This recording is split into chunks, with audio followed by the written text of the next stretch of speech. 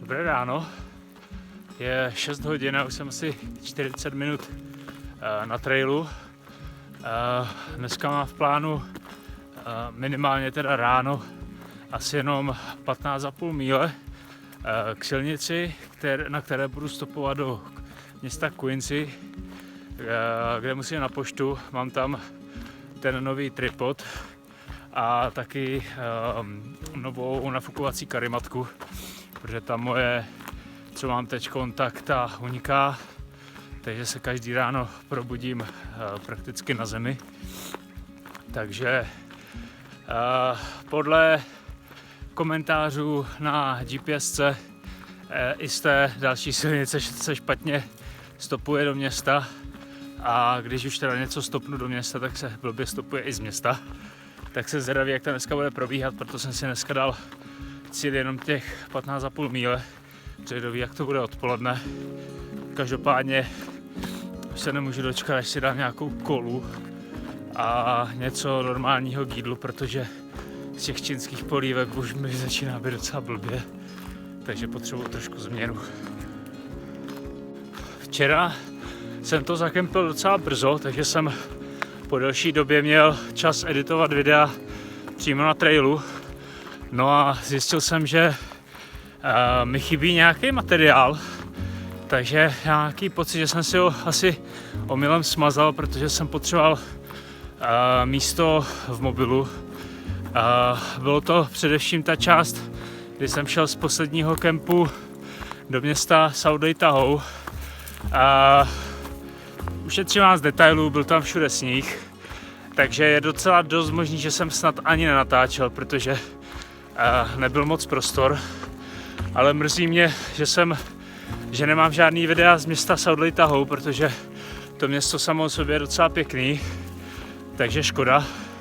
South Tahoe jsem strávil celkem 2 noci, první noc v hostelu a druhou noc u Trail Angela Cheryl, která mě nechala přespat u ní doma v pokoji jejího syna, který zrovna taky někde kempoval. Větší chlív jsem neviděl, byl to taky ten typický teenagerovský pokoj, takže fakt mazec, ale byl jsem rád, protože to byla noc zadarmo, tady je všechno drahý, takže i to se cení. Každopádně škoda, že až k jezeru Echo Lake jsem neměl žádný videa na stříhání, ale i to se stává, navíc jsou horší věci na světě než tohle, takže v pohodě, budu si dávat příště větší pozor, co mažu.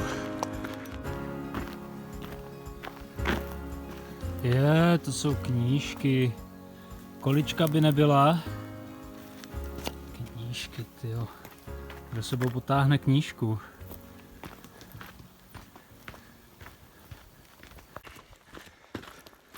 Pamatujete si ten díl, když jsem byl ještě ve Sierrách a ke konci dne jsem měl přejít takovou strašně úzkou ledovou římsu. Z jedné strany byla díra mezi skálou a tím sněhem a z druhé strany tekla rozbouřená řeka. Tak včera jsem potkal hajkra, který viděl druhýho hajkra, jak z té římsy spadl do řeky. Ta řeka ho unášela několik desítek metrů a nakonec se mu teda prej podařilo zachytit za nějaké kameny a vyškrábat se nějakým způsobem na břeh, ale na ten protější břeh, takže se pak musel dostat přes tu rozbouřenou řeku zpátky na druhý břeh, vyškrabat se zpátky nahoru po tom sněhu a pokračovat dál. Údajně, když se tam vyškrábal, tak zjistil, že někde dole pod ním mu spadla trková hůlka, takže musel prej zase slézt dolů do řeky a byla tam někde zašprajcovaná za kamenem. No, prej docela komedie, ale hlavní je, že se mu nic nestalo a že to přežil, protože ta řeka, doteďka si ji pamatuju, jak byla divoká.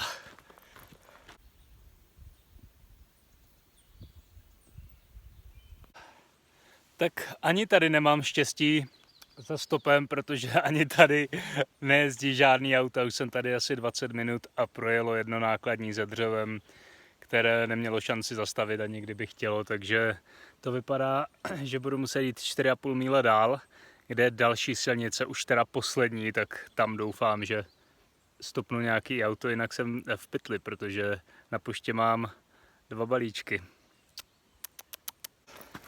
Ještě chci zmínit jednu věc. Já si od roku 2012 píšu každý den elektronický deník a dneska na mě na iPhoneu vyskočila hláška, že je to na den přesně 1 rok, co jsem se dozvěděl, co je to pacifická hřebenovka, co jsem se do ní úplně zamiloval a co jsem si začal plnit svůj životní sen.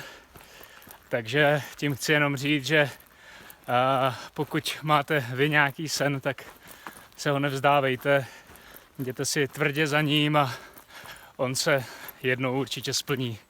Stejně jak se plní právě mě. Tady to vypadá už něco líp. Jsou tu dokonce i nějaký auta, ale jsou prázdný.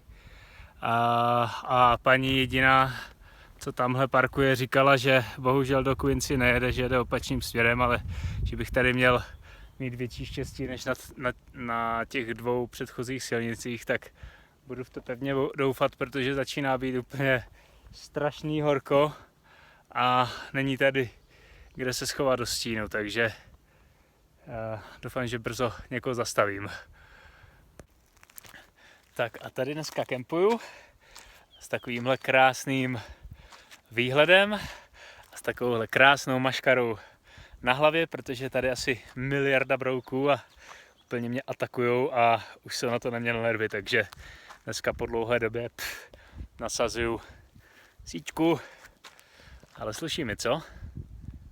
A já se s váma musím podělit ještě, než půjdu spát, o naprosto infarktové odpoledne, které jsem dneska měl ve městě Quincy, kam jsem vlastně šel původně si vyzvednout balíčky na americkou poštu.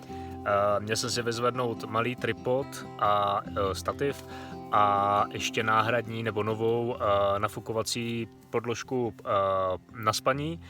No a nakonec to dopadlo tak, že jsem tam šel úplně zbytečně do toho města, protože ani podložka, ani tripod tam nebyly. Z jednoduchého důvodu, protože obě 2 položky doručovalo UPS a americká pošta prostě nepřijímá zásilky jiných doručovacích společností, takže jsem měl smůlu a bylo mi řečeno, že obě 2 zásilky byly odmítnuty a vráceny zpátky odesílateli, takže já jsem byl strašně nasraný, snažil jsem se to ještě vyřešit v rychlosti přes UPS zákaznickou linku, na které jsem strávil fakt skoro 1,5 hodiny a volal jsem z parkoviště, kde za mnou přišel nějaký chlap a představil se, že se jmenuje Pounder, jeho trail name, že šel PCT, jestli já jsem PCT hiker, tak jsem řekl, že jo, mezi hovorem. No a on mi napsal na papír od pošty na potvrzení o tom, že mi zamítli vlastně oba 2 ty balíčky, svoje telefonní číslo, kdyby náhodou něco potřeboval, třeba odvést na trail večer. Já jsem mu totiž řekl, že momentálně něco vyřizuju a že teď moc nemůžu mluvit. Jenže on tam se mnou seděl a potom, když jsem dovolal, tak mi nabídl, že mě vezme, jestli mám hlad, takže mě vezme do místního bufetu, takové to all you can eat, takže zaplatíš a sníš kolik chceš a je to pizza bufet. Tak na to jsem já, co by hladový hiker, slyšel vlastně okamžitě, takže mě tam odvezl. No a šli jsme do restaurace, já jsem si tam nabral úplně hromadu jídla, začal jsem to do sebe cpát. On mi vyprávěl o tom, jak se stará o trail, a jak tam kácí stromy a tak dále. No a jako fakt zajímavý člověk, hrozně sympatický chlap. No a potom se teda omluvil, že už musí jít, že má otce v nemocnici a odešel z restaurace a odjel vlastně autem. No a já jsem se tam chvíli ještě cpal a pak mi došlo, že v jeho autě jsem nechal trekové hulky a svůj batoh, čili úplně všechny věci. No a telefonní číslo na něj jsem měl taky v batohu. Takže já se začal úplně vyšilovat, protože jsem nevěděl vůbec, co mám dělat. Byl jsem úplně beze všeho, jediný, co jsem měl, tak peněženku a a pas, ten mívám vždycky v ledvince, vždycky ještě předtím, než začnu stopovat, tak si ho tam dám pro případ právě jako je tady tenhle. No ale kdybych ten batoh nezískal zpátky, tak by pro mě vlastně PCT skončilo, protože já jsem měl stan, spacák, úplně všechno. Takže jsem začal prostě, nejdřív jsem dojedl pizzu a potom jsem furt stál u okna a vyhlížel jsem ho, jestli náhodou nepřijede, jenže pak jsem si říkal, tyjo, on v tom kufru nic neměl, jako jak často se člověk dívá do prázdného kufru auta, takže je klidně možný, že on bude jezdit po Quincy 3 dny s mojím batohem, vůbec o tom nebude vědět. No takže jsem šel za obsluhou, ty nejdřív nevěděli, co dělat, pak mi poradili, že mám jít za šerifem, že je to zhruba míle cesty po silnici, přeloženou po americké dálnici, takže úplně mega provoz. No a no nic, tak já jsem tam nechal své data, jo, ještě do toho se mi vybil iPhone, takže se mi vlastně, i když jsem tam nechal své telefonní číslo, tak se mi nikdo stejně nemohl dovolat a šel jsem k tomu šerifovi, vlastně, který byl přes kopec. Furt jsem se ohlížel, jestli náhodou ten chlap nepřijede. No naštěstí přijel, ale předcházela tomu naprostá náhoda. Já jsem měl tak strašné štěstí.